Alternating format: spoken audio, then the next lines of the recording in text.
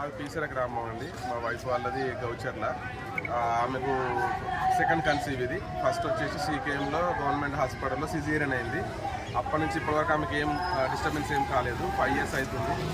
మళ్ళీ సెకండ్ కాన్పు first month నుంచి ఇదే హాస్పిటల్లో చూపిస్తున్నారు. వాళ్ళ పేరెంట్స్ చూపించారు, నేను కూడా వచ్చాను మొన్నటిదాకా.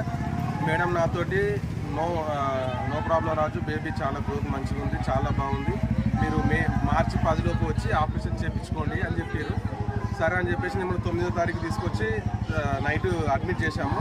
వాళ్ళు టెస్టులు అన్నీ చేసి మార్నింగ్ ఉదయం 10 గంటలకు ఆపరేషన్ చేశారు. ఆపరేషన్ చేసి బేబీని బయటికి తీశారు.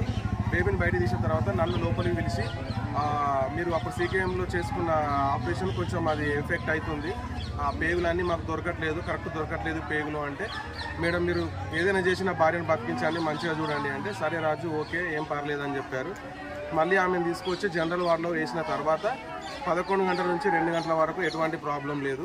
2 గంటల ప్రాంతంలో సుమారుగా మేము మా బామ్మార్ది బయటికి పోతే మాకు ఫోన్ చేసి ఇట్లా బ్లడ్ కావాలని చెప్పేసి సడన్గా వస్తే ఇక హాస్పిటల్ మొత్తము ఇట్లా మా అందరి కళ్ళలో మా అందరూ స్టాఫ్ అందరు కలిసి మొత్తం ఆగమాగం చేస్తున్నారు.